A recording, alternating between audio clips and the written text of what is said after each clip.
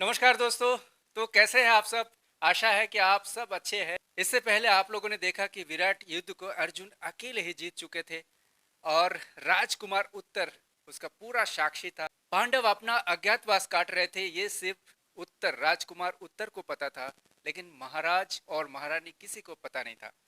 जब उनको पता चलेगा तो क्या उनका रिएक्शन होगा वो हम जानने वाले हैं, आज देखने वाले हैं। इसके साथ एक जो इम्पोर्टेंट चीज जो हमें देखना चाहिए वो है महाभारत से सीख। जो अर्जुन राजकुमार उत्तर को जो ज्ञान देगा ना, वो सही में हम सबको सुनना चाहिए। तो चलिए बिना देर किए महाभारत पर चलते हैं। जिस दिन उसके योग्य कोई वर मिल जाए, पुत्री उस दिन बड़ी होती है। आज से अपने जाने के दिन गिनना आरंभ कर लो दीदी। अब इसमें उत्तरा का विवाह भी आप देखने वाले हैं। बैठो उत्तरा। प्रणाम। आयुष्मान भव। उसका रंग तो अभी तक राजकुमारी के मुखड़े से उतरा नहीं। कल महारानी ने जो विवाह वाली बात की थी। जाइए, मैं आपसे बात नहीं करती। अच्छा एक बात बताइए, आपने तो गांडीवधारी अर्जुन के साथ दिन बिताए हैं।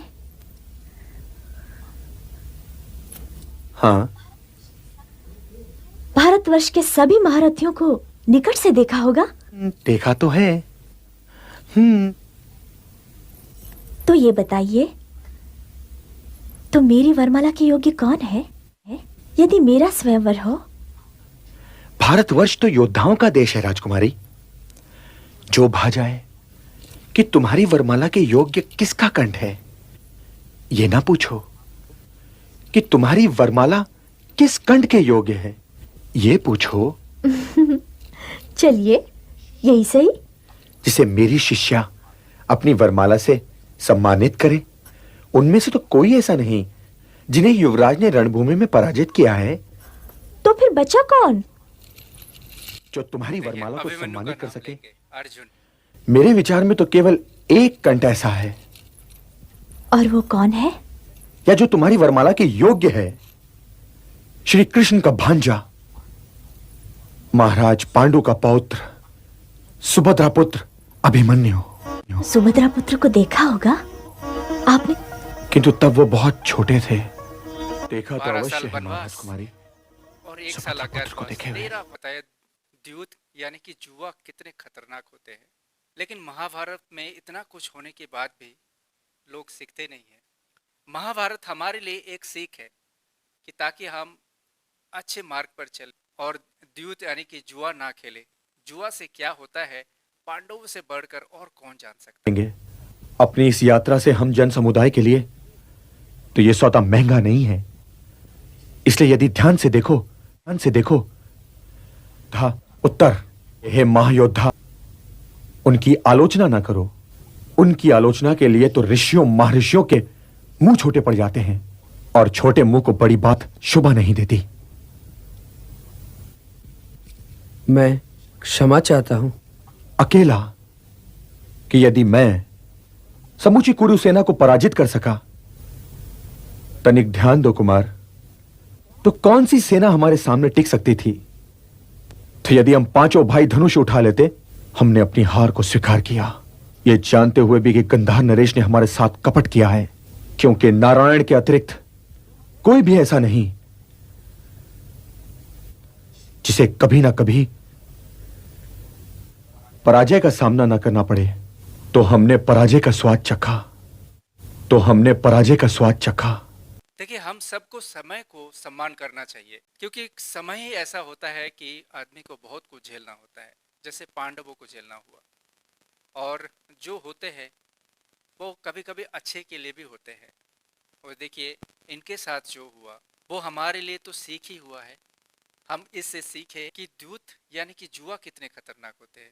आज भी सट्टेबाजी होते हैं, लोग लाखों का अपना जमीन जायदाद संपत्ति घर सब गिरवी रखते हैं इस जुए के चक्कर में, और फिर रास्ते में आ जाते हैं। इसलिए महाभारत हमें बहुत कुछ सिखाती है। पराजय बहुत कड़वी होती है युवराज, बहुत कड़वी। धर्मराज सम्राट युधिष्ठिर को कंग बना देती है। आत्मसम्मान की जीप इसकी कड़वाहट में ऐंठ जाती है, अर्जुन को ब्रहण नला बना देती है और द्रौपदी जैसी रानी को सरेंद्री, भीम को रसोइया बना देती है। उसका कभी अपमान ना करना।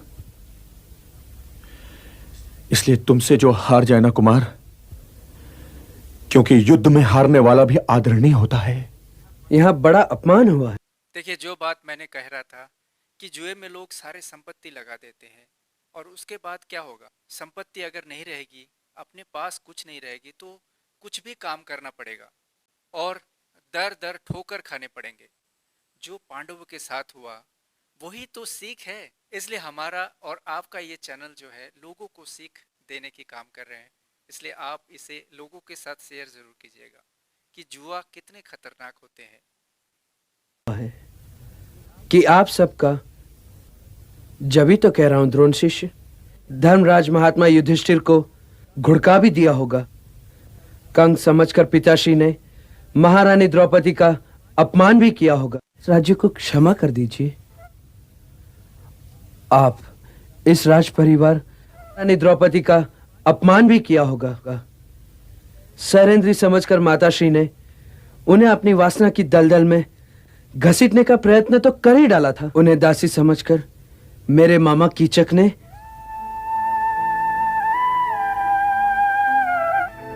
परंतु तुम राजा बनने वाले हो। वो राज्य हमारे लिए सदैव आदरणीय रहेगा। जिस राज्य में हमें आश्रय मिला हो कुमार, कि एक दासी भी नारी होती है, पर किसी दासी का किसी महारानी से अधिकार कम नहीं होता। और आत्मसम्मान पर इसलिए समझो, दास या दासी होना तो केवल दुर्भाग्य है, भाग्य है। तो किसी को केवल उसके दुर्भाग्य के लिए तिरस्कृत करना स्वयं विधाता का तिरस्कार करना है। इसलिए अपने दास और दासियों के साथ सदैव अच्छा व्यवहार रखो। देखिए कितना बड़ा सीख है। देखिए हम भी कभी कभी अपने से नीचे या जो भी बोलिए किसी को भी अपमान कर देते हैं। चाहे हमारा स्टेटस और किसी और के स्टेटस को देखते हुए हम अपमान कर बैठते हैं। तो इससे बचे, क्योंकि उसके भाग्य उसे ऐसा बनाया और भाग्य का निर्माण सिर्फ विधाता करते हैं, यानी कि भगवान करते हैं। वो हमारे हाथ में नहीं है। चाहे हमको भी किसी और जैसे बनना पड़ सकता है, ये हम नहीं सोचते हैं, लेकिन हम स्टेटस को देखते हुए किसी और को ऐसे ही अपमान कर देते। इसलिए महाभारत हमें देखना चाहिए और इससे सीख लेनी चाहिए। वो कल कौन था कि तुम ये क्या जानो कि आज जो दास है, भगवान करे जो हमें देखने पड़े, तुम्हें कभी वो दिन ना देखने पड़े। भूमिपति महाराज अधिराज पधार रहे हैं।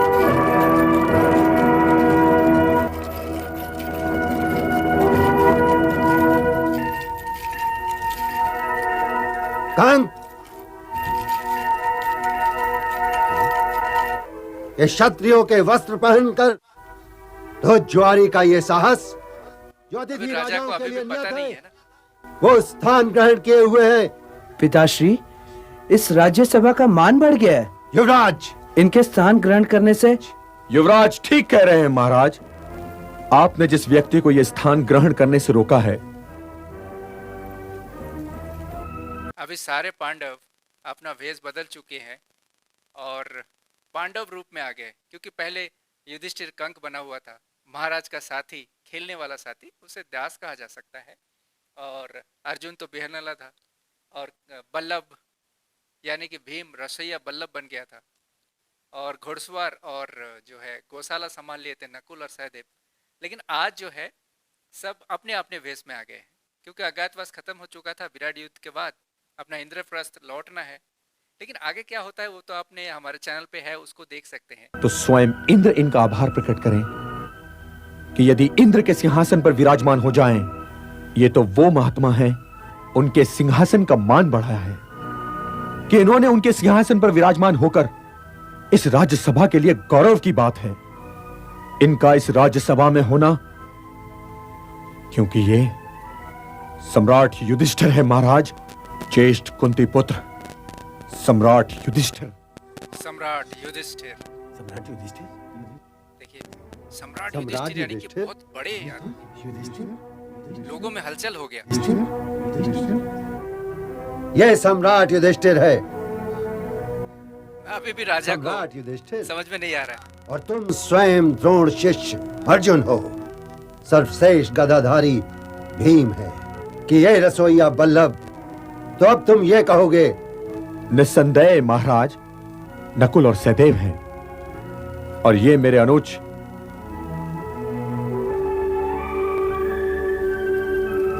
अब राजा को विश्वास हुआ। हमने उचित नहीं जाना महाराज, आपके प्रति अपना हार्दिक आभार प्रकट किए बिना चले जाना।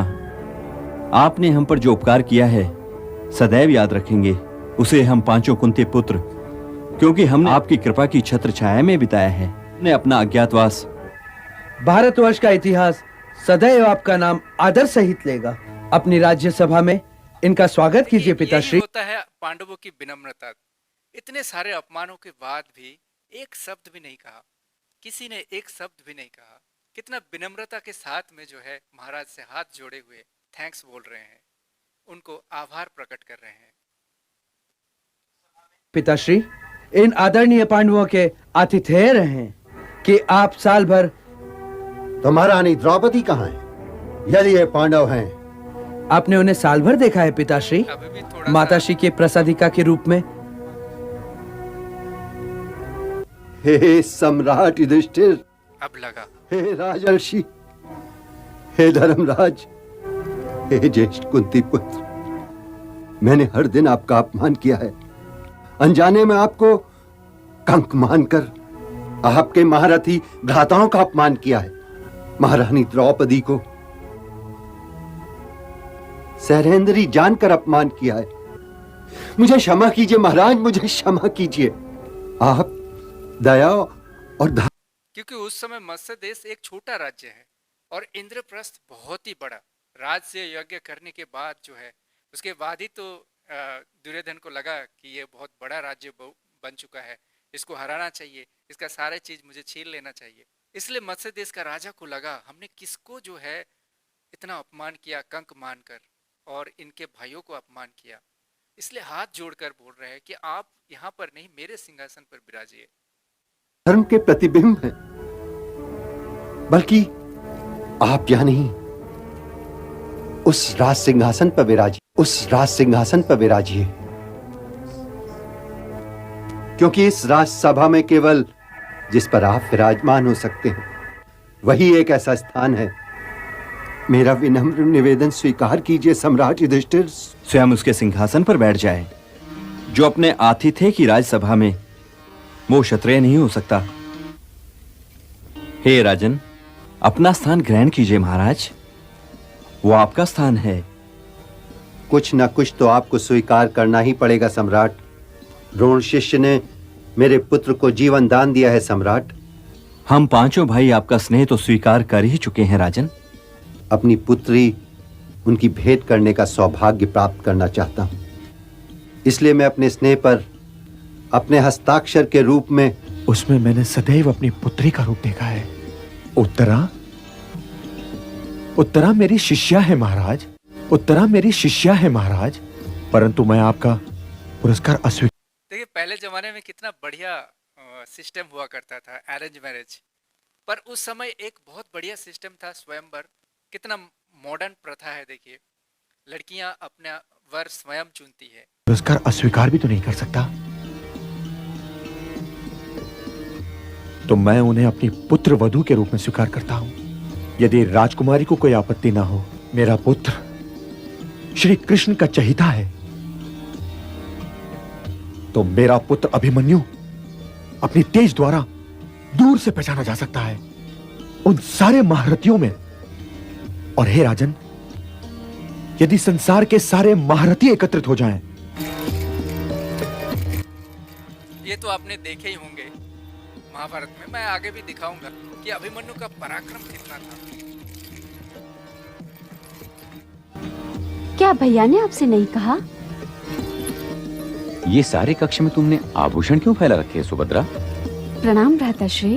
सौभाग्यवती भव। तो उत्तरा के साथ में सुभद्रा पुत्र अभिमन्यु का भी विवाह निश्चय हो गया। तो आपने इस पर्व को हमारे साथ देखा। इसके आगे का पर्व हमारे चैनल पे अभी पहले से ही है, चाहे तो आप उसे चेक कर सकते हैं, देख सकते हैं। आपको ये पर्व कैसा लगा एक बार कमेंट कर हमें ज़रूर बताएं। अगर आपको ये वीडियो अच्छा लगा हो तो एक लाइक हमें ज़रूर दें, ताकि हम ऐसे वीडियो आपके लिए बनाते रहें और आपका मनोरंजन और कुछ सीख लाते रहें। तो चलिए मिलते हैं एक और वीडियो के साथ, तब तक के लिए जय श्री कृष्ण, जय महाभारत।